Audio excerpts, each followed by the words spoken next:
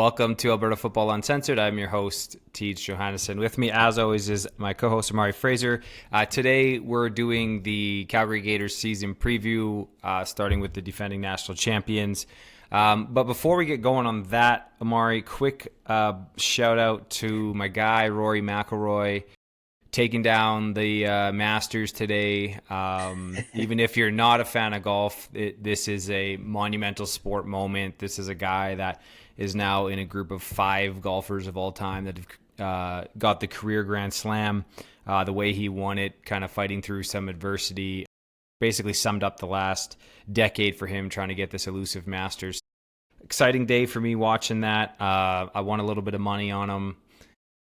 So that was nice as well. Golf betting is treating me pretty good this season. Shout out to Bet365. We would love you to become a sponsor. So I'm sure we've got a lot of gambling degenerates in this league. So Bet365, reach out to us, give us some promo codes. I cashed out. I made a really smart decision. So I bet. So Justin Rose, I put $20 on Justin Rose at plus 1,400 when he was in first place after the second round, and it was $21 to win like 315. And he kind of fell out of contention, and I was like, oh, that sucks, whatever. And then he came all the way back today, got to the playoff, and when he got to the playoff with Rory McIlroy, I could ride him for 315, or I could cash out for 120. Well, I took the cash out because I figured Rory was going to win in the playoff. Took that 120, so got $100 off of that, plus won $215 on a plus 675 bet on McIlroy pre-tournament. So all in all, about a $400 win this week in golf. So I'm really excited about that smart cash out decision. Maybe we should start a podcast on betting because I've been pretty good this year. So, Omari, yeah, go ahead. You want to hear my betting strategy? So, of course, I'm not really much of a gambler, but I have this thing where basically the entire NFL season I bet the minimums, right? Okay. Which is like 20 cents. So it's nothing crazy. I put $10 in. Let me bet 10 cents here or there, and like I just do some outrageous just crazy stuff. Just trying to figure out how this all comes together because I always see people post their there's bets and everything. I'm like, all right, these guys are putting up like easy numbers, mixing it with basketball, football, bit of hockey and whatnot. But I think this year was more of a learning year. I was just trying to learn a lot of stuff. I think I have like 380 in my bet 365 account, but I'm not gonna be here saying hey, follow my bets because I'm here betting 20 cents on you know Josh Allen to go for 3 touchdowns or more in a game. I think I did that bet and he went for 6 in that one game, so could have bet more, but I didn't. But it is what it is. But That's could you disappointing, imagine? man. You got to put more money than 20 cents. Like, come on, take some risks in life. I probably should. I should. Could you imagine if they had an AFL section in Bet 365 where it's just like, Wow. okay, Wow. you got all the teams up, odds, little over and Hey, unders. Hey, you know what though? We could actually set that up. That wouldn't be too hard to do. Just set our own lines. Now everybody would be Pete Rose in it, just betting on their own games, right? So it'd be really interesting to kind of see how that would turn out. But we would make that legal. So okay, joining us today, Kurt Howland of the Gators, been on many times before. Really happy to have you here, Kurt, and talk about your season this year. I've got some questions for you as we move along. First one, I guess, just how you doing? How's the off season been personally and with your family, and then into the off season for the Gators? See the Well, table. See the table. see at the table. Thanks for having me, guys. Yeah. I gotta say, I feel like betting 10 cents, I feel like that's way more degen type shit going on. At least if you do some crazy parlay and you're actually spending money, you win something. I feel like a 10-cent parlay, you're winning like $10. Yeah, on like plus Pretty. 10,000 odds. Yeah. But no, everything's been really good. Obviously, it was the first off season that we had coming back and being national champs. So it's nice not losing one and having to lick our Yeah, wounds and come back. And it's been good personally wise. Like family's all good, and you're a new dad. Congratulations, that's awesome. thank you, I know sir. I'm sure very scary to start. The way she came into the world. But Yep. yeah, man, no, it's yeah, it's a blessing. I'm it's tough to explain having kids until you have one because you always hear the, oh, it'll change you, and it's like, yeah, you don't really understand it until you have them, and Yeah. you're the one saying just wait till you have kids, it'll change. Yeah. But Yeah. Yeah. It's um, absolutely been a blessing. Yeah. yeah, but yeah, no, everything's good. We've been going at it since February. I mean, not as consistent, but I mean this month of April kind of started back our regular practices, so we're full back into it. We just had a Zoom call with the defense. They were going over a bunch of their stuff. Had a Zoom call with some of our out of town guys that are going to be coming in the next couple weeks, and it's full steam ahead. Looking to do something that hasn't been done many times and try to repeat as national champs. Yeah, and I see your national championship and league trophy behind you, looking great. I still think we need to update that league trophy because it doesn't actually look that great. But whatever, the national one looks good. Is that? Wait a second. Is that the original national trophy that maybe Travis Levitsky might have stolen? I think this is the original one. Because there was one that looked a little more chintzy and like newer, but I wasn't a huge fan of it. But apparently, yeah, that was like a temporary one. Because there is some pictures going around with like another It's trophy. blue. Yeah, It had like blue on it. so Yeah. I think they had to like make a replacement. But I'm pretty Yeah. sure this one behind me is the actual original. Yeah, I think you're right. Yeah, there was some kerfuffle kind of stuff happened a few years ago, and no one knew where the national championship trophy went, and so and then they made a new one, and it was blue, and I think it only lasted 1 year, and then they figured it out. So I that's think good. it was based off of them in 2019 because in 18 Fort Mac won and had the trophy, and then I think Cold Lake maybe getting booted out pissed some people off in 19, and I think maybe the Yeah, trophy went yeah, missing. yeah, yep, yeah. That's exactly what happened. I'm surprised it's still intact, so that's good. Um, what's your so obviously you won the national championship last year, which was getting over quite the hurdle for you guys, having lost two of them by like 2 points. Um, I think, and you probably thought this too, but I was kind of like, what's going to happen this year? Are you guys bringing people back? Is it worth it? Are guys hanging it up now? So what's your kind of team motivation been? How has it been hard to kind of get guys like returners to come back, being that you won, or are you really using the motivation of winning back to back and winning one on the road to get some of these guys back? What's that kind of been like for you guys? Yeah, honestly, bringing the team back, there was never, even with me, it was like, we're bringing the team back. I mean, I was coming off of an ACL injury. So for me, I was like, let's just see how I feel. I didn't really have any expectations other than to get the team back and like hopefully be able to rehab my knee and see how I made it through a season. And I think obviously like we did what we did, and as the season kind of ended, I feel like some guys that you would expect, like, all right, this is a one and done maybe for this guy, and it was like there was buy-in, like the whole offense was like there was not a really a question. I don't really think there's anybody I can think of that I've had to like talk into coming back, I guess. Um, some of our out of town guys, like our imports, have moved on. Like some of them signed pro contracts in Europe, which was kind of the goal because I feel like the guys that wanted to move on and play professionally, they came here, got film, and we helped facilitate that. And yeah, I think the only guy that maybe isn't was maybe one of the most deserving. He's about to have a baby, so I think like him being able to go to Europe in the middle of his girlfriend being pregnant is really the only reason he's not going. But yeah, when it comes to the veterans, there's some guys that have like 2 3 year plans where I'm just like 1 year at a time. Oren's talking like, oh well, I got to play till I'm 40. He's not gonna be 40 this year. So Try to do the LeBron thing. yeah, and I think the motivation was, and I think I maybe talked about it with Mike. I call him Cush. I'm not calling him Couche. I think that's lame. He's Mike Cush.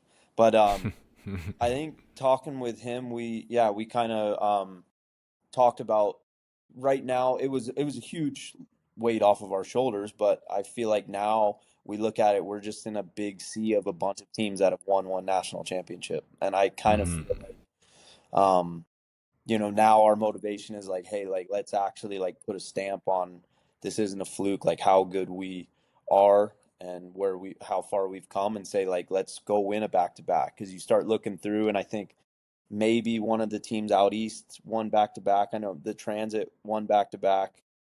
I don't think the Wolfpack ever won one back to back. I think one of the old teams like Tri City, something like that. So Sault Ste. you Marie.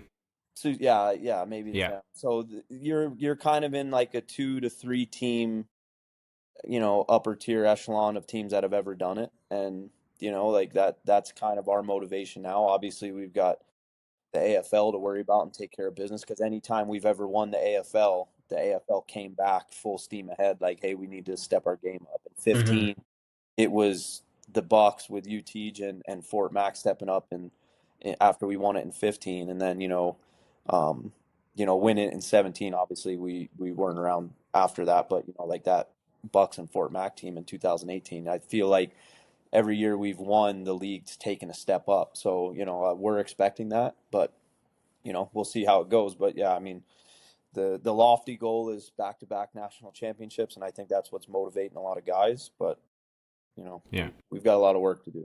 What are you guys looking at? Like I know it's early and half these teams decide to stay quiet on social media and not post their thing, but what are you looking at this year? We kind of talked about this in the last podcast with Gabe, how we think this year probably on paper should be a lot more competitive than maybe it was last year, a little more parity with teams around.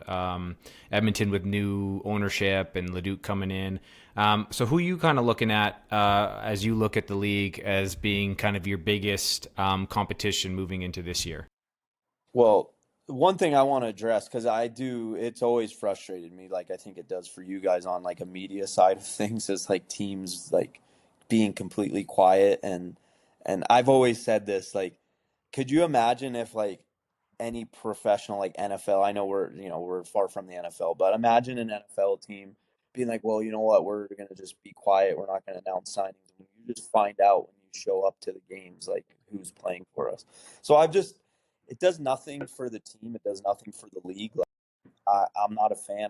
I like to say, hey, here's our film, let the best man win. Whether Mm-hmm. the players, the coaches, it's the preparation, because I enjoy that stuff. So for me, it's like the most prepared team with all of the uh, possibilities and assets they have at their disposal should be the reason why teams win. Not like let's keep quiet our quarterback and this and that. I've never been a fan of it. I mean, we're very upfront. We post our signings. We have our roster that we put up well before the season that'll have everybody that's committed to us to play. And at the end of the day, I think me and Don Nelson did a thing. I think we were looking at all of our social medias and our interactions. We had like over 300,000 views since we Wow. started the team back up. And it's like, why would you not want that for the league and your Mm-hmm. team? It just doesn't make sense to me.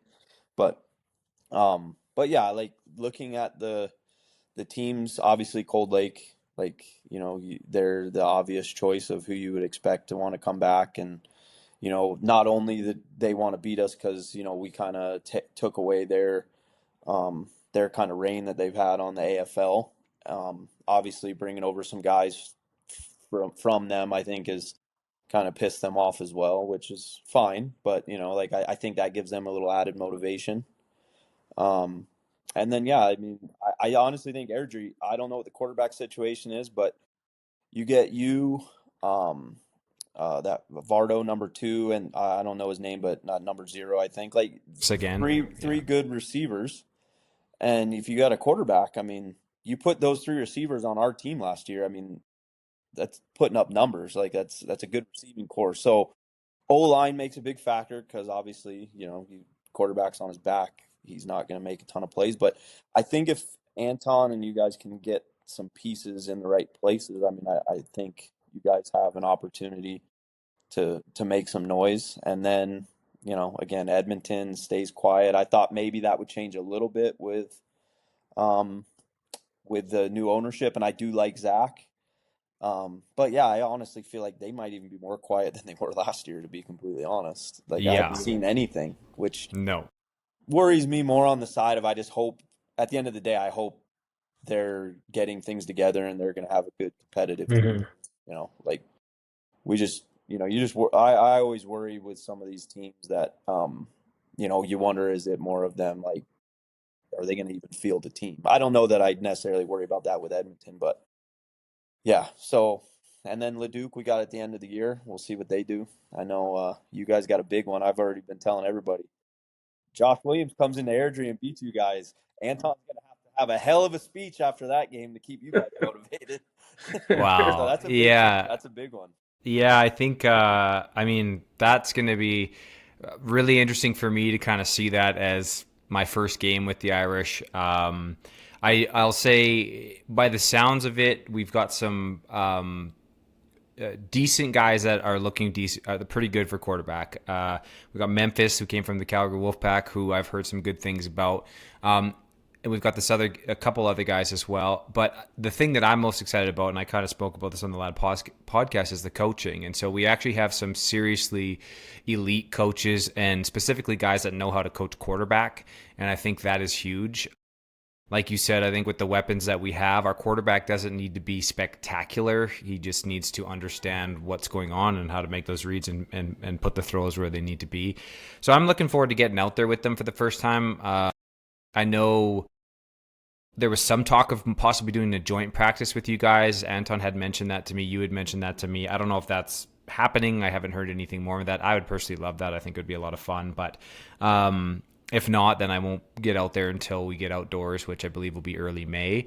But I'm looking forward to just kind of seeing what we're like. And I had a good conversation with the offensive coordinator the other night for about half an hour, just kind of introducing myself to him and letting him know kind of what my skill set is and what he can kind of do as far as using me. So that was really productive.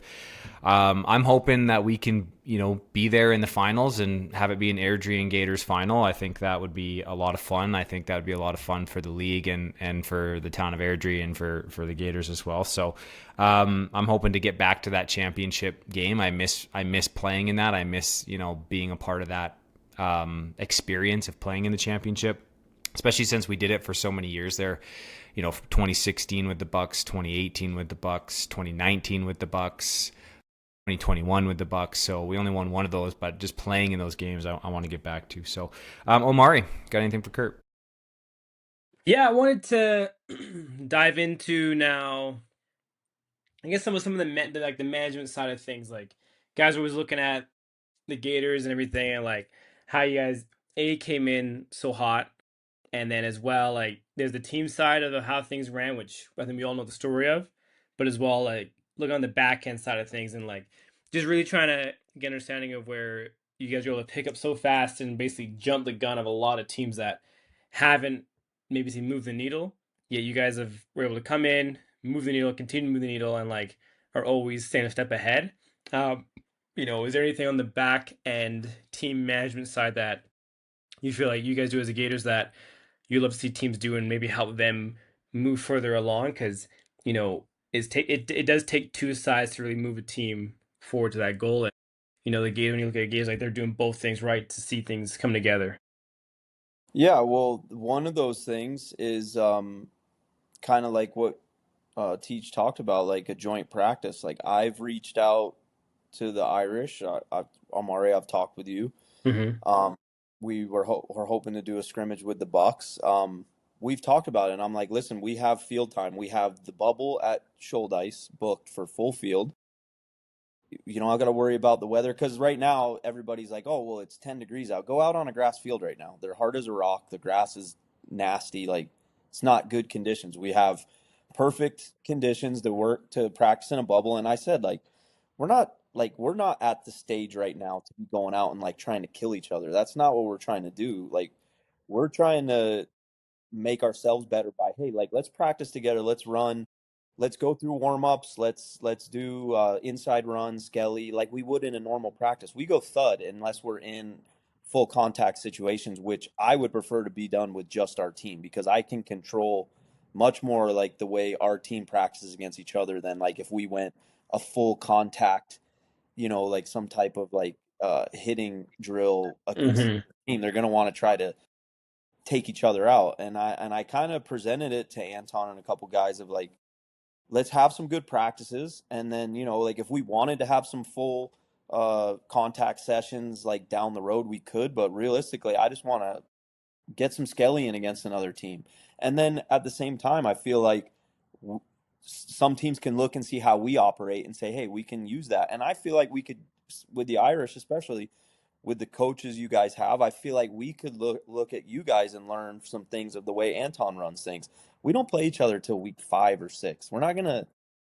That's what I'm always saying. Like, we're gonna have enough film on each other. It doesn't matter at the end of the day. We're Yeah. gonna make each other better. It is frustrating that teams don't want to do that, but it is what it is. And I think, like, going back to your question, like, I feel like us being willing to do what it takes to get every advantage competitively is why we're as good as we are. And like, some teams aren't willing to do that. And I don't mean by like, oh, like skirting the rules or anything. This is like stuff like having a joint practice, like putting the work in. Like, our board members work freaking hard, man. Like, wives of the people on the team, like, we have people that don't have any affiliation with the team whatsoever. They're friends of people that play on the team that are on our board, and they put a ton of work in. And I don't think there's any secret sauce to it. I think it's just the work you're willing to put in, and the chances that you're willing to take. Like, I just look at some of these teams, and I feel like sometimes the pride gets in the way of, like, they don't want to work with us, or they want to do it differently. Like, I don't know what it is. It's frustrating, because I think that is part of what is kind of stunning the growth of the league. And like, I tried my best. I mean, I think we're, as a team, kind of showing, at least one blueprint of how you can be successful, and very quickly. Like, obviously, this wasn't all like doing it, where we had a bit of a blueprint already, because we've done it before. So, like, obviously, if you come in without any idea of how to run a team, it's a little harder. But I don't know. It's frustrating and perplexing to me, because it's something that I wish, if a team came to me with that type of plan and idea, and like, I would jump at it. And if another team has a good idea and I see it, and like Cold Lake is doing something that I think would benefit us, I'd have no shame in saying, "Hey, they have a good idea. Let's do that." Like, I don't understand why teams were willing to, like, you know, you know, chop off one foot just to, like, spite the other. It never made sense to me. It's something that's been going on since I've been in Canada, and it is what it is. It's nothing I can do about it. Yeah. And that's one thing too, because I can speak for the Wolfpack side, where I know you brought the idea to me, and I was like, yeah, like, I love it. It's gonna be good. And then I know a lot of the captains were gun ho for it. They knew there's gonna be some, like, difficult, like, matchups ahead. They're like, hey, like, we're gonna get our ass beat. Like, I think all the captains were like, hey, we need this. I know that there's some decisions that didn't allow it to move forward, but I was definitely one forward. And the other question I got, because I know I shared this idea with you after the last flag game last week, but how much plasma do you have in your body still? Did you take up on that plasma drive? No, actually, Oren did reach out, though. Apparently, he hasn't heard anything back, but I that was can, a good idea. yeah. That was a good idea. You might So want to elaborate on that, because it's really fucking what's let me spur you think, like, what's this? But I guess I'll have to count the bag. But again, I guess, rather than be a gatekeeper, but I guess for those teams watching, like, there's a company here in Calgary called Grifols. You've probably seen, like, popular blood drives and everything, but for those who are more biologically or knowledge based, that in our blood there's plasma, and plasma, you can actually donate your plasma and get paid for it.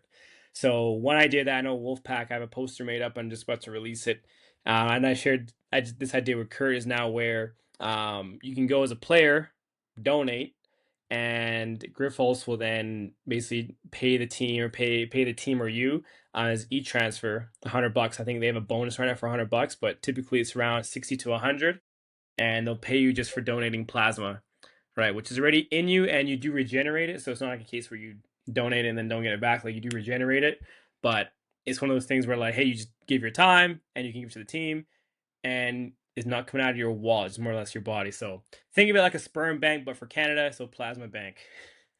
So wait, can you hold on a second? Couple questions here. One, it sounds like how do they get it out of you? Is this like pain? This seems It's like it's like doing painful if they're blood. I'm gonna. pretty sure it's like drawing blood, Yeah, isn't it? it's doing blood. It's So Process. it's an extra machine. So basically, you're hooked up, the blood's coming out, and it goes to a machine that basically spins your blood to get the plasma out, and then another tube puts it back into you, and there's no pain side of it. See, you I got Teej. You yeah. guys were so stupid all along, donating all that blood for free when you could have been Well, making bank. that is actually very true. And honestly, what we should do, Omari, let's get the sponsorship with Bet365 and then have the payment sent to our accounts so we can bet it, so we can donate our plasma. Now, the other thing that I'd argue is like I'm a pretty healthy guy. I don't eat gluten. I don't eat a lot of sugar. Can I get paid more? Is my plasma worth more because I don't put a lot of shit or toxins into my body? I don't know. That's up to them when it comes to the whole eligibility side, because you have to go and ask a few questions of like, I think the last time you smoked, last time you drank. There's a few things you have to like I think it qualify does. Yeah, for. I think it does make a difference because there is like certain standards. So the healthier you are, I'm assuming, the better your Huh. plasma Yeah. would be. So how often can I donate? Like, can I make a full-time job out of donating plasma and then turning that into my Bet365? Like, this could be something. I don't know, Potentially, maybe. like I'll have to like maybe when we edit this, I'll put the poster of like the compensation guidelines of what it was. But I think like in the That's beginning you can funny. get like the first two donations could be like $100 and it goes to 80, and then like you get paid per like how many liters you donate or milliliters. Let's talk to Vince, actually. Here's what we'll do. We'll talk to Vince, see if we can get it donated to the league for a new trophy. I don't know. Let's get that. It's Talk just about there's different ways. blood, sweat, and plasma goes in and build the AFL. Exactly. All right, that was a little off topic, but that's very interesting. Keep But going, I don't know. Amari. It's like to tie it back in. That's an idea that I was formulating up and like made for the Wolfpack, and then just out of flag game, I was telling Kurt like, "Hey, this is what we're gonna roll out. It's a good way to then get extra income from not so much for like comes from guys' wages and wallets. It's like, hey, do your time. It's a good community thing. Checks off a lot of boxes when it comes to like team community and as well financially. 'Cause that's always a thing now. Like I think we looked at the budget for Wolfpack, and like buses now are like costing what 10 grand a trip, which is kind of ridiculous. We're trying to offset that Where at the the hell same are time. you going? Well, I think Wolfpack have the two far games, Grand Prairie and Cold Lake. Oh, for 2 games, you're saying? Okay. Yeah, so that's now the Oh, thing where it's a big chunk of the budget, which you prepare for, but you're just like, wow, I didn't think a bus would cost that much. But then they just increase over time. So that's it's from what not cheap. yeah, it's not Yeah. cheap. So if we can get Well, plasma on that bus, we're good to go. we did our budget. Actually, I finalized our budget today because we just got our quote back for our bus trip to Grand Prairie, and our budget this year is just under $40,000. Yeah, that's Mm. So nuts. it's not, like everybody thinks, oh gosh, it's a recreational league. It's like, well, it's not.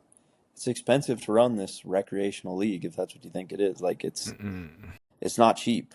I mean, I know like a huge part of our budget has gone into, like some of the players last year, like they didn't like practicing at the grass field we practice at. So now we're going to be practicing at shoulder ice and practicing on the turf all year. Well, it costs a lot of money to do that. So, it's, yeah, that is one thing that I've always said. Like one thing with the Gators we've always been blessed with is having a large roster and like guys that are committed and like understand the costs of running a team and have always been willing to help out and like pay their way and take care of that. But like, man, some of these teams you got 25 guys and you got half that money coming. Like that's I don't envy people running teams with smaller rosters. It's you got to get creative with how you're going to be able to pay for everything. That's for sure.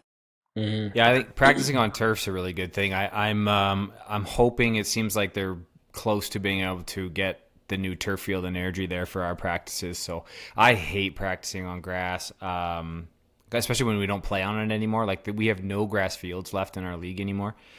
We used to have a couple with Lloyd and Airdrie, but and Grand Prairie. We used to have actually half our fields were grass, but now it's all turf. So that's good that you guys are doing that. I think that'd be beneficial to you guys as well. I think it's just seeing the lines and the spacing. I think helps a Yeah, lot. that's honestly the biggest thing is like even last year walkthroughs before games. We would rent the turf just to be able to get the proper spacing and be Yeah. bottom top numbers wherever we needed to be.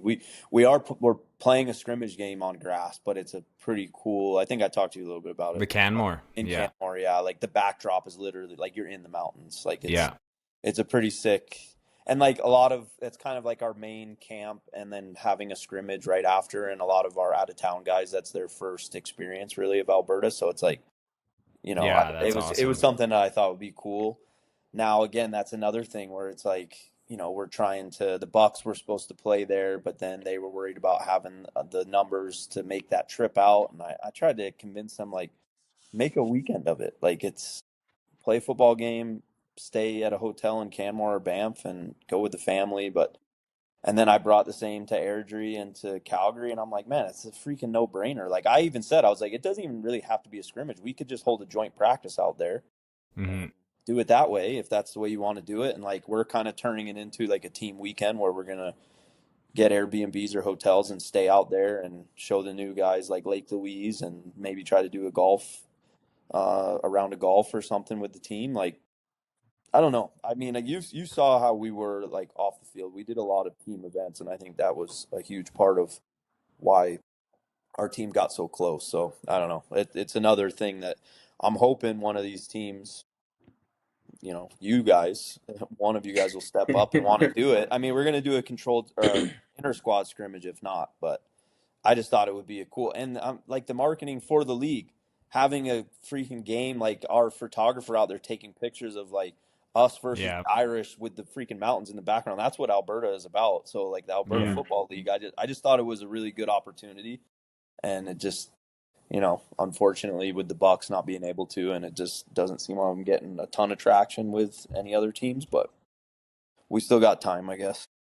Yeah, I mean, I would love to do it. I know I was still weighing my decision when the Bucks brought that across our WhatsApp group, and a lot of guys just couldn't make it, and I think maybe if I think setting up something like that and making it kind of like a yearly tradition would be really cool. Like I know when we played our exhibition game last year, I thought that was awesome. Like I knew, obviously we knew you guys were going to be good, and we knew we weren't going to be very good. But for me, I was like going into playing quarterback, like what a great experience first time doing this to go against you guys, and that really helped my comfort level. And I thought that was a great thing. And I think doing it in Canmore would just, I mean, it obviously you'd have to figure it out with expenses and stuff. But if you're going with an entire group of people, you can make it pretty cheap with carpooling and staying in the same places. So I think that would be neat to do. And I'll be interested in seeing those pictures and stuff from when you guys go. When you guys go doing that again? May 10th? May 10th, yeah. Right. Yeah. So I mean, really from Calgary, like from the west side of Calgary, what is it, 45, 50 minutes to Yeah, camp? 45 minutes. Yeah. It's like, it's not very far. So I don't know. We'll see. Like I said, there's still time. I'd like to have one more talk with Anton and maybe see where his head's at. But Would Would you think the Colts would be entertained in that? Because I've they're the other talked to team. Dan Craig. I do know they're going to be in spring camp, so I think they have some stuff. They're convinced. I love DC, and like I hope everything works out and he keeps kind of turning the Colts around and going on an upward trajectory. But he's convinced that it will turn into, oh, there'll be fights, there'll be this. I don't really. I only saw film of the Airdrie Colts scrimmage last year, but apparently there was some chippiness there. But I'm just like, man, like we're pretty mature. I know we had some guys. There's a couple guys on our team that were kind of knuckleheads last year that they didn't even make it through the season. We kicked them off the team, and it's like I just I don't know. Like I feel like for one, I tried to tell Dan. I said, listen, you have a bunch of guys on our team that wouldn't let it become that. Like we want to get good work in, and like even practicing, like you were talking on Omari. If we were practicing with you guys, I'm not like out there like, oh, I'm just gonna try to embarrass this guy, or our guys aren't going to do that. For me, if I beat a guy on a route, I have no problem going to that DB and being like, "Hey, this is what you did that makes it obvious of what you're running cut or you're running cover 3. Do that." Like I have no problem helping people. I think that's a misconception that like we're these like bully ball type guys and we just want to be assholes, and it's like I honestly think I'm far from that. Like I'm always willing to help people. I'm always having good conversations with the people around the league, And I feel like there's a lot of guys like that on our team. So yeah, I don't know. I know I keep going off on Yeah. rants here, but No, that's what. Hey, that's what we're here for. That's what the podcast is here for. I That's what you will get when you get say, a seat at the table. Seat at the table.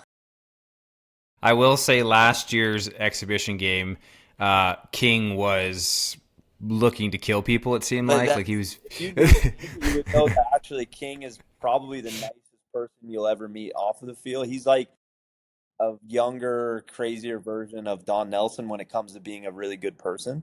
Yeah. But he just has that switch where that's just the way he plays football. Like, Yeah. you know what I mean? That's just how he is. But if legitimately you go talk to him before or after a game, and he's the nicest person you'll ever meet. So, Yeah.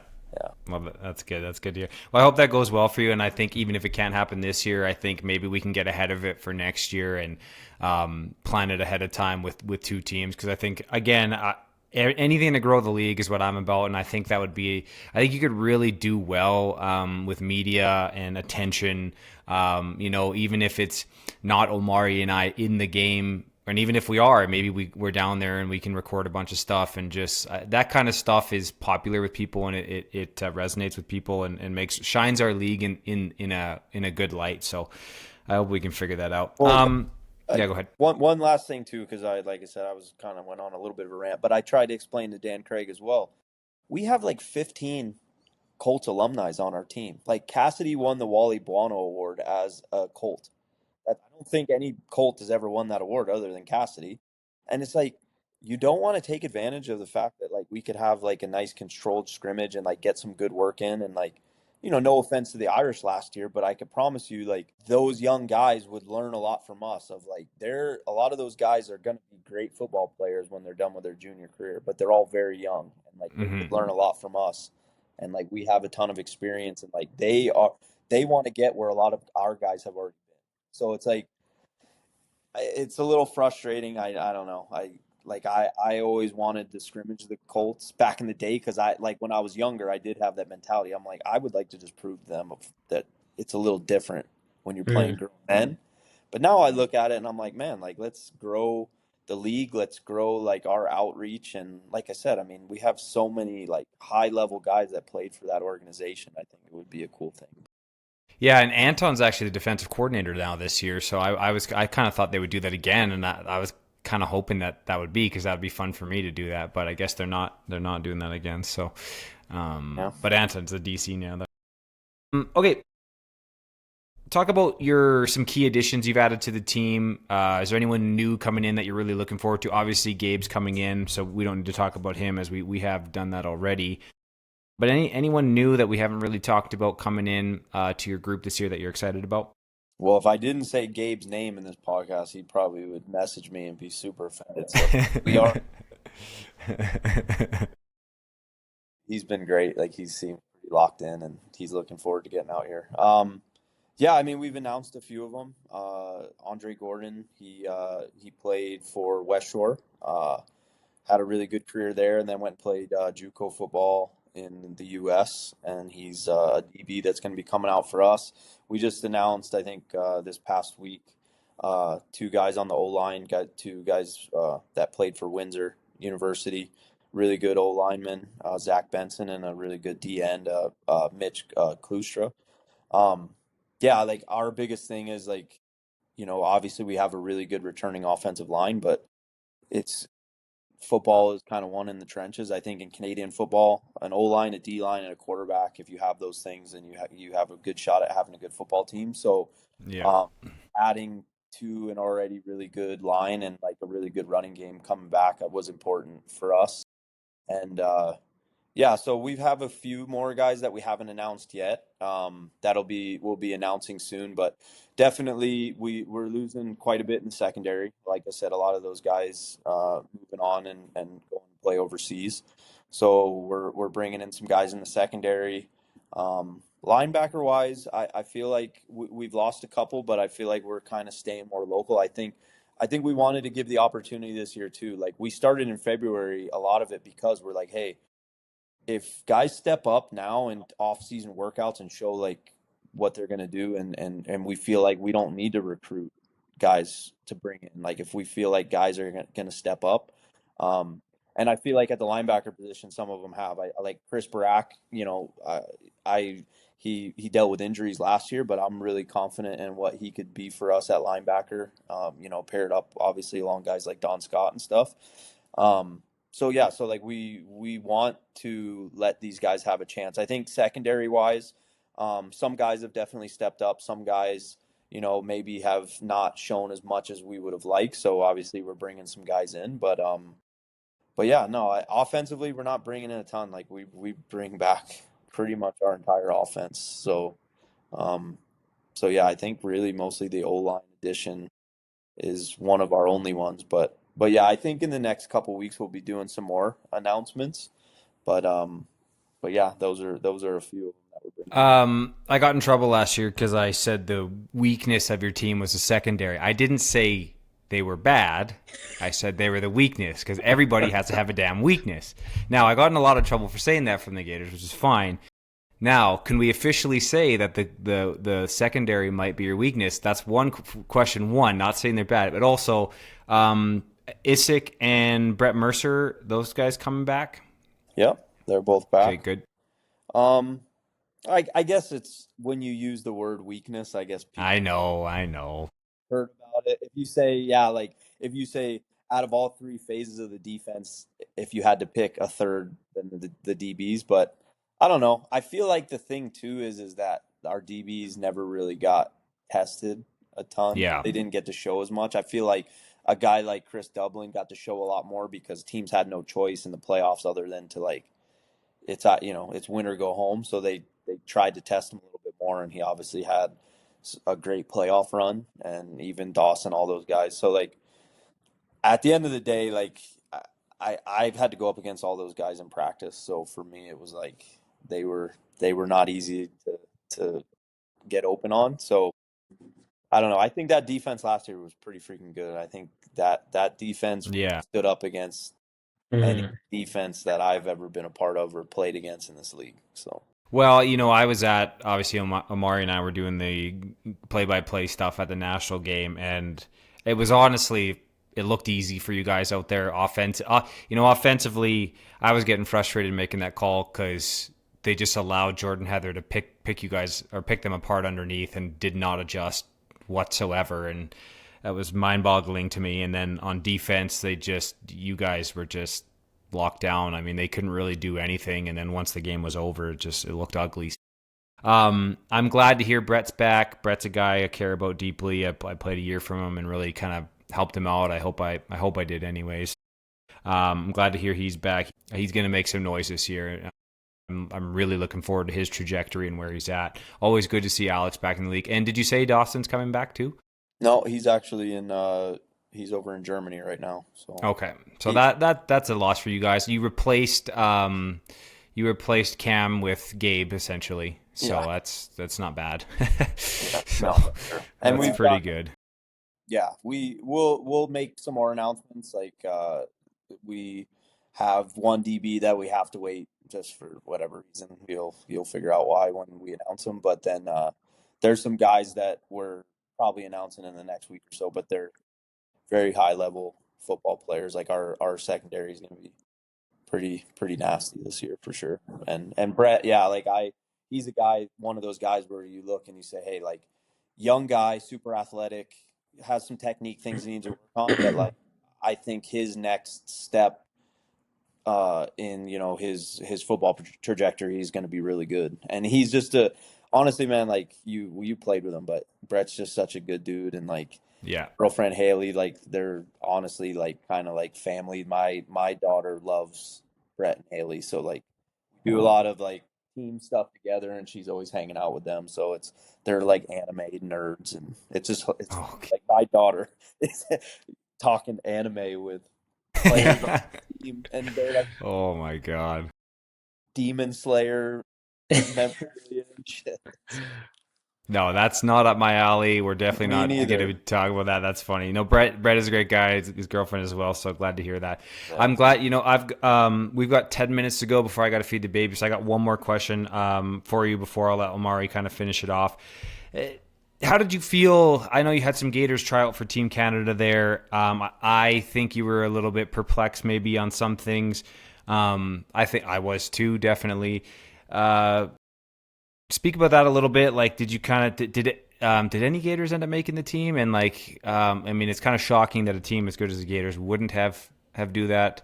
What are your kind of the thoughts on that? Well, I mean, first of all, I definitely don't want to put any slight on guys that made that team. Like that team is stacked. I was actually talking to some guys that are playing on the team, and I just laughed. I'm like, I know Jesse's trying to play up like the underdog. Like we haven't been a part of this international scene since 2011. I'm like, dude, if you don't beat every team by 50 points, something's wrong because the team they put together is pretty sick. Yeah, yeah, My only issue is, listen, Jordan is an amazing quarterback.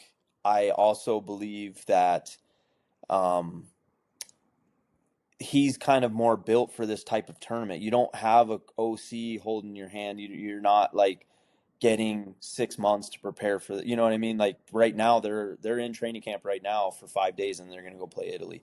Jordan's been calling his own plays and like doing it at a high level and super efficiently. Like if you played with Jordan, you saw the way he communicates in the huddle and we make adjustments. It's impressive, man, because like when hmm you're trying to do that while playing a game at a high level, it's freaking crazy. And he yeah, does it so well. So I just thought that he would fit that type and like his style of play too. Like I think he would have been able to dissect teams on an American field as well.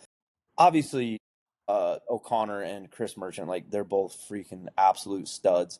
They do have a third quarterback. I don't know if he's traveling to Italy with them. I mean, at the end, again, I'm not trying to talk bad about guys. I'm sure he's a great dude, and I'm sure he's not a bad football player. But I feel like you start looking, I'm it's like Jordan's Heck Crichton year. I feel like he had more yards and touchdowns in that season than the other guy had in his entire CIS career. So like, and like Jordan didn't make the team and didn't make the last tryout because he was in a snowstorm. He literally tried to drive down from North Bay and got caught in a complete whiteout where it shut the highways down. And like their excuse was they didn't get to see him enough. And then it's like, well, one of the quarterbacks that made the team didn't even come to the tryout, and he did his BC tryout in t-shirt and shorts. Again, dude's a freaking absolute stud, but it's like be consistent if that's your choice of words. I do feel like at the end of the day, I like Jesse. I don't know that I don't feel like there was like any wrongdoing on his end. I do feel like I have messages from the guy from the elite when guys were pissed about them not playing that smoke game and right, commenting on the elite stuff and saying like, man, this is lame. Like not even being super disrespectful, just being like, I can't believe you guys didn't play. And clearly the guy that's running Team Canada now is the guy that was running the elite. And he's like, well, this guy is the president of the Team Canada, and like, it'd be unfortunate if I had to pass this message along. And it's just like, dude, like no offense, man. And that guy made the team. Like I again, know. that is the one part that I will talk on is he should not in any facet have like that's a roster spot that was taken away from somebody. Not a Gator. Yeah, That's a roster spot that was taken away from somebody deserving of that spot. yeah, He might be a yeah, practice guy and maybe he's not going to play and like maybe they are using him as just an emergency thing because he's not like an incompetent football player. But if you're trying to put the best of the best, like let's be real here. Like we had guys, and the only thing I will say is a guy like Dawson, and the reason I thought they could make the team is like some of these dudes on that team are just used to being the guy as a receiver, as this and that. They never had to go play special teams.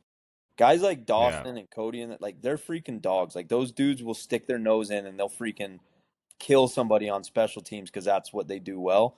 yeah, I'm sure they have some of those because some of those fringe CFL guys that are playing Team Canada, that's probably what they did in the CFL. Like, the guys that were on the bottom of the roster, they're probably mainly special teams. But like, so I don't know. I have my feelings of it. I think it was I wasn't a super big fan. I do know they called Tyshawn before this camp because I think they lost a couple linemen and they wanted him to come out and have a shot at making it. And it's like, you want him to fly across the country and then maybe get a trip to Italy, or is he just a camp body? yeah. Obviously, Tyshawn decided it wasn't worth going. I don't know. I wish them the best. I think, like I said, they have a absolutely stacked roster, and like they're going to be awesome. Like I think they're going to beat Italy by a lot of points, but I just think I think in some ways they had the roster was set because even some of the tryouts that they did in Ontario, I heard some of the guys that are on the team, they're awesome football players, and I'm sure they're going to be in shape for the tournament. But apparently, those guys couldn't even make it through the practice, and they were dying and huffing and puffing, and Yeah. they made the team. So it's like obviously they had some guys they wanted on the team already, and then also too, it makes a lot more sense to have everybody from Ontario and out on the East Coast. So when you have to practice and do it, it's not a logistical nightmare, which I understand as well. So it Yeah. makes sense. Like, Well, that's a big part of it too. I think the logistical part of it. Like I went and I didn't go try out for that team because there was no way I was going to be able to go to Ontario and then fly to Italy, like with my wife being pregnant at the time. So I didn't even go to the tryout, but I did go to the flag football tryout not too long ago, just because I was there for a tournament, anyways. And I'll find out this week if I made the final tryout. I had a really good tryout, so I hope I do, but I won't be able to attend the final trial because it's going to be in Quebec. So I just want to make it to say that I made it, but I won't actually be able to go. So, but that was kind of fun. I think I agree with you. I think Jordan should be on that team. I can't imagine a world where you've got three quarterbacks that are better than him. I mean, I've seen a lot of them in my time, and Jordan does things that are kind of unique in the way that he plays the game, the way the ball comes out of his hand. Like I haven't got to play against him for a long time. I didn't get to play against him last year because he didn't come down for our game. I had two picks against you guys, but it wasn't against him. But I remember playing against him, and just like the way he releases the ball, it slows your brain. Like you can't react quick enough. Like you think you've got space. Like as a DB, I'm like, okay, I know this hook's in front of me. If he throws this hook to the strong side of the field, I'm going to be able to pick this. All of a sudden that ball's out and it's there, and you're like, well, how the hell the fuck did that happen? So he's unique in the way that he does things, and I think he would have done well on an American field. So it's too bad to not see, because I know he cared about that deeply. All right, Omari, I'll let you finish off if you got anything. We got a couple minutes left for Kurt.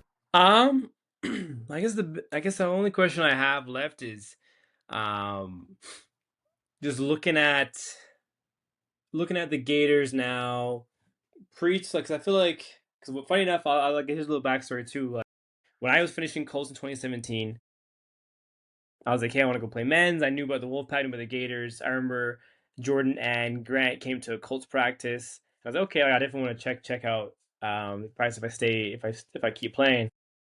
And it was unfortunate. I think what was funny enough was there was this unfortunate Gators were ending because around that offseason time, I was actually getting an ultrasound on my shoulder to get looked at, and I believe your wife was at the clinic, Kurt, that I was going to, and she said, "Oh, my husband runs the Gators, right?" And she said, "Oh, because cool, he's looking to play a team," and she said, "Oh, unfortunately, we're wrapping up." But that could like it's just funny how like the my AFL timeline could have changed. Where if you guys were open or anything like that, like I could have been a Gator just because of like how things lined up. But looking at that pre 2017 and past to now 2024 and on, what's kind of like the trajectory you have for the Gators and how you like things to transition and move on and grow? well, I think for us, we want the team to stick around, and we obviously want to grow the team and grow the league. I plan on playing this year and like sticking around. I guess we'll see how things go. Like, my plan is probably to be my last year playing. I want to stick around and make sure the team is like we have a plan for kind of a succession plan, I guess you can call it. We just want to make sure that it's like put into the hands of somebody that is gonna, and not just someone, like a group of people that are gonna continue on. And that's why we've actually brought on like a guy like Tyshawn is on our board now, and we're looking to get some younger guys that might play beyond this season and beyond a couple seasons, and keep it going, and kind of mirror what the Bucks have done, where their founders are kind of at the owners or the main board of the team, but they don't do the every day to day thing. So like that's kind of what I want to look to do, and like be as involved as I want to be, because at the end of the day, it's like, if it's very tough if you're not playing and you're not reaping the rewards of like being on the field and like seeing all the success. It's like, it's tough to be involved in the day to day. Like the big Yeah. picture stuff is not as bad. That's why like I've been saying for the last year, like I'm just so appreciative, and like it's crazy how much work our board puts in. Like my wife, Oren's wife, Cassidy's wife, Donnie's wife, like they get to enjoy like being around all their friends and like our kids growing up together, but they're not on the field. So they're putting in all that work and don't really get to truly reap the rewards of the success. You know what I mean? So it's like it's been it's been really cool that way. But yeah, I mean, at the end of the day, like I know I've had talks with you, Omari. Like my thing is like we want good guys in this league to come and help take over, because like we don't run things. It's not a dictatorship. Like we're very much open and like open to new ideas, and that's why like we would like to make sure we have some guys come on like you or anybody young in the league and be like, hey man, like we got freaking 5 sets of uniforms, we've got 40 helmets, 50 sets of shoulder pads. Like we have a ready-made team. It's not like you're just picking up the pieces of some tattered team. Like we have a really good infrastructure, and like, for we want to keep that going and make sure it ends up in the right hands. If we can't find that at the end of the day, then I'll probably stick around and be more involved than I'd like to be if I'm not playing. But I don't know. I think we're in a spot where we can eventually find the right guy. Maybe Omari will come and Yeah. After he does his year with the Irish, he'll come back to come to the Gators. there you go. I love Um, how this has become the ending of every episode where it's just like, oh, the pull. Which way am I don't. going? But Hey you know what? man. I've had talks with you because we see each other at the bubble at Flag and stuff. Like at the end of the day, like I know if you left, it would be Daryl and Sherman have been very they've managed to go through a lot and keep the team going. I think it would be a very big death blow to the Wolfpack if you left. But and that's not what we're looking to do. But at the end of the day, like you put a lot of work into the league with the podcast and just like what you've done in general with the AFL. So it would be nice for you to be able to see the fruits of your labor, because I feel like sometimes you're doing a lot of work and you're not getting the credit you deserve, because it's not, the buy-in maybe isn't there from as many people as you need it to be. Like for me, I get a lot of credit for the Gators, but it's like, man, I have so much help.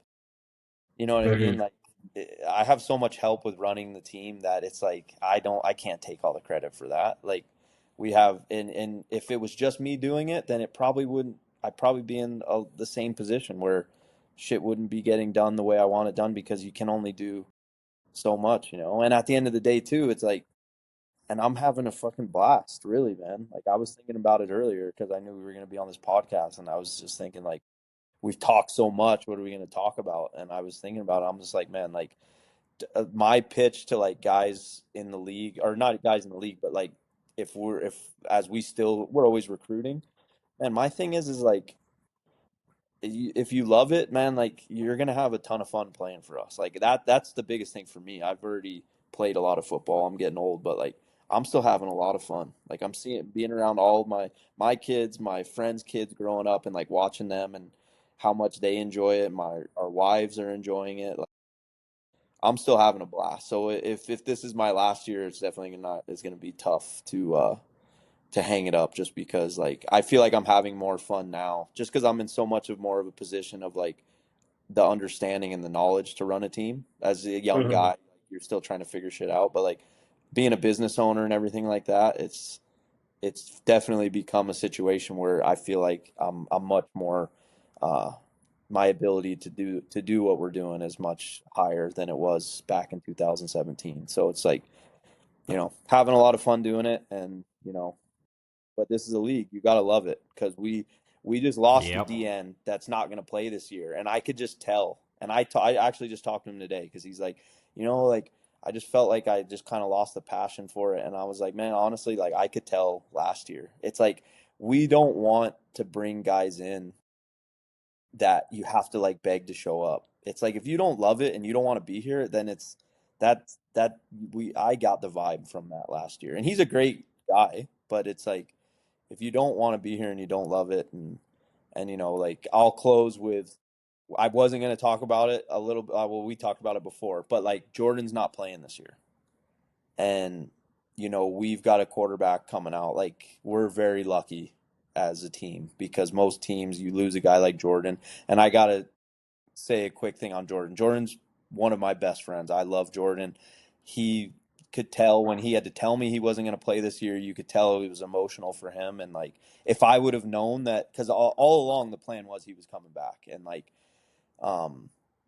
if I would have known that we played our last game, and maybe it's not our last game, maybe next year he comes back, maybe he convinces me to come back. But if I would have known the national championship was our last game that we would have played together, I would have taken that experience in a lot different.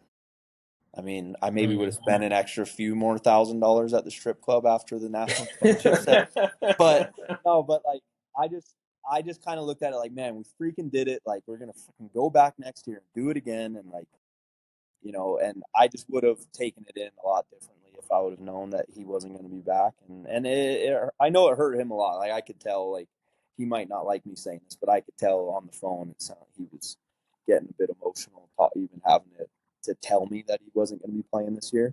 But and he'll be, like the biggest thing with Jordan too is he's just one of the boys. Like you would think, oh, prima donna quarterback, like you got to like keep him happy. You got to do this. It's like, dude, Jordan cared more about hanging out with the boys and partying after the game than he did about being as good of a quarterback as he is. So like, that was what I loved the most about Jordan is like how just laid back he was and like never thought he was better than anybody and just like, but in a football aspect, the dude's fucking ridiculous as a football. Yeah.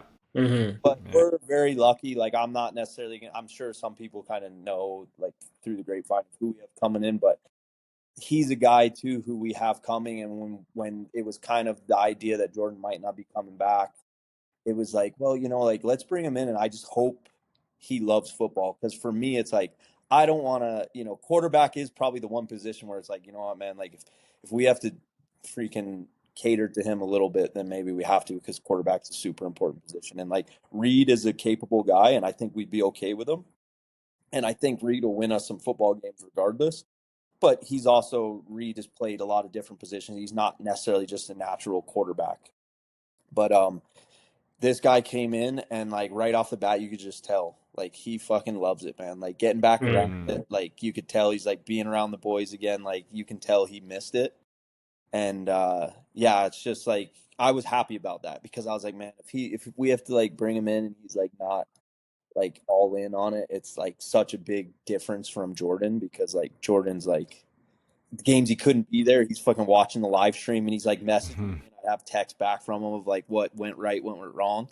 And but yeah, like knowing that like our quarterback coming in this year is like he's fucking good. Like he's ridiculously good. He's like just like the level of Jordan and different style of game, but yeah, like knowing that he came in and like you could just tell he loves it and wants to be there was big for us because I'm just like, man, like I love this shit. Like I put all this work in because I love it, and I don't want to have somebody that isn't bought in, especially at that position. So yeah, it's going to be different this year, but man, like I think when we do make the announcement, like Omari, you already know, I'm sure, but like when we do kind of announce our quarterback, it's going to be a bit of a like, fuck, you got to be kidding me. Like you guys, you lose the quarterback that as good as Jordan, and now like you make this announcement, but yeah. While all the other teams are you struggling to get quarterbacks.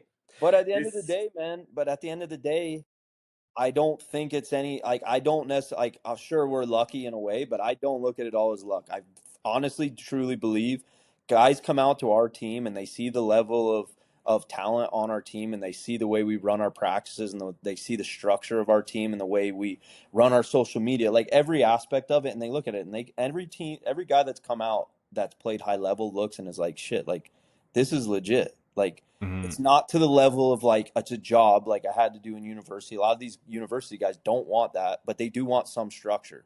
And they look at us and they're like, this is the best of both worlds. This isn't a 5-6 days a week commitment, but it also is structured in a way where like at the end of the day, I can be proud that I'm part of this organization. Yeah. And, like, I think that's been a huge selling point for us. And that's something that, like, you can't fake, you can't fabricate. It's just something that we do. And when guys come in, they can see it and they can smell it. Like, guys that have been around football can sniff out bullshit. Yeah. And guys that know football and the way a team should be run. So I feel like we do that. And, like, the work we've put in is why we're able to lose a guy like Jordan and bring in a guy that we're bringing in. And, it's, it's gonna be a fun season, man. Like, our team is gonna be tough to beat, and, like, I'm hoping everybody else, like I said, like in prior years, is stepping up, and that it's gonna be a great season all around. Yeah, I think that's that is the reason why I decided to leave the Bucks, because I wanted to be in a place where there was more structure. And I've missed that a lot over the last few years, especially having to be essentially the head coach of the team and the offensive coordinator and helping with the defense. And that was too much for me. I just wanted to be able to come play. And that's why it was really between you guys and the Irish. And I kind of explained my reasons. So I won't go into that again. But I'm looking forward to just getting back to that structure. And I think you nailed it. It's the best of both worlds. It's not that full-time commitment, but you still get the parts of football that you love. And so, I mean, that's a testament to you, Kurt. It's a testament to the Gators to get all these guys in. Obviously, you don't want to name drop this guy yet, and that's fine.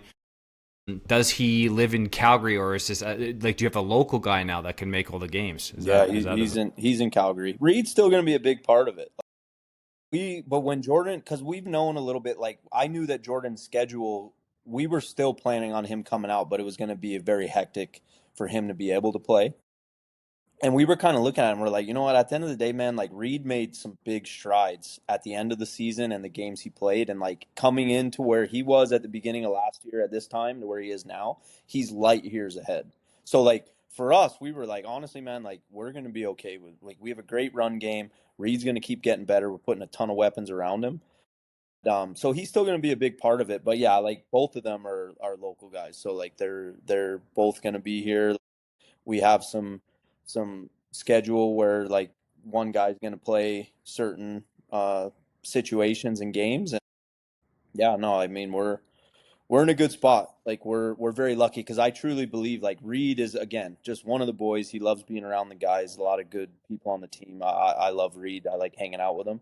He could easily go and start on almost every team in this league, and he chose to stay here because he loves being part of the team, and I think he sees his potential and the weapons around him of what he can do this year as well. Because, like, Reed's going to get games, he's going to play, and I think he's going to do really well. So, good. How That's great to hear. he wears number 5, right? How tied is he to that number? Oh my God. I feel like No. he asked for that number last year pretty adamantly. So I would assume that's like Okay. his number. I feel like that's a high school number, because he actually played. He played for Langley back when they won, like, the national championship, I think, and he was actually a slot back. I think he actually started as a first year. Like, Reed was played in, like, Strathmore, played for, like, the Airdrie, like, spring league. Like, Reed was like, I think he was like the MVP of, like, all the rural area high school level. Like, was an absolute stud, and then goes to Langley. It's like a starter at slot back year one. I think they win a national championship like that year, the year after. And, he was wearing, like, a number in the 80s, I think, at that point. But yeah, I mean, he's a hell of a football player, man. I think Reed just had to get back into football shape Yeah. last year was the thing. Yeah, just wanted to ask that. And from the sounds of it too, like, I got the meme all set out for the social media team here. I'm sure Jordan's gonna love that. I'm sure we all love Star Wars, but you have that scene in Revenge of the Sith, where it's episode 3, and it's like Grievous is like to Emperor Palpatine, like, "Sir, but what about Count Dooku?"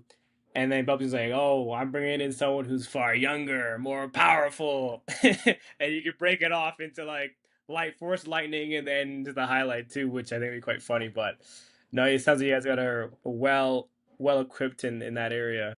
Yeah, I mean, we honestly, like, it's not like a huge secret. Like, he's been practicing with us. Who he, honestly, like, he's doing some stuff right now that we want to let him have his shine, and we have some recruiting, like, commitment stuff, edits that we want to be able to put out. So we'll announce it, but it's not like some huge secret that it is. But yes, younger, and just as decorated of a football player. Is he? I guess. All right. Well, we'll wrap it up because I think we're getting to that point now where I know Teej's got. Does he have brown hair? Yeah, I gotta here. get running, guys. I gotta get daddy duty. So, Kurt, really appreciate you coming on again. It's always a pleasure. Really good luck this year. I'm looking forward to when we play you guys. Like you said, it's kind of 5th game of the season, so by then the film's all out there, and that's what I'm glad we get to play you there. I don't like playing the top teams early. I think not because I'm worried, but I like having film on teams. I like them having film on us because then the strategy comes into play and then the coaching comes into play. And I think that, we've got some great coaches on both the Gators, smart, intelligent minds. Yeah, and the Irish, it's a cleaner game. Like, there's not all those early season mistakes. And, I do agree that way. But, thanks for having me on, guys. Shout out to you guys, everything you do. Shout out to anybody that I missed that's going to message me after they listen to the podcast. Love all my teammates. And just wanted to give the Airdrie keeps talking about wanting to bring a national championship to the small town and da-da-da. You guys are late to the game. We already brought a national championship. Oh my God. So I just want to make that clear. Everybody that's talked from Airdrie keeps talking about this small town bringing a national championship. It's like, already did that. We broke the field in for you guys. Like, one game, one national championship. Let's leave it at that. Well, I'll tell you what. If it's Irish Gators in the final, if you guys it's in Airdrie no matter what. Yeah, it's in Airdrie. We have to, even if you guys are first, we got to do it in Airdrie. We have to book our fields in advance. So our field, we actually booked the national championship at Airdrie Field if we're lucky enough to host it. So. Oh, wow. Okay, well, there you go. So that'd be crazy. That'd be good. All right, Omari, send us out. Thanks, guys. All right, Kurt, appreciate you coming on.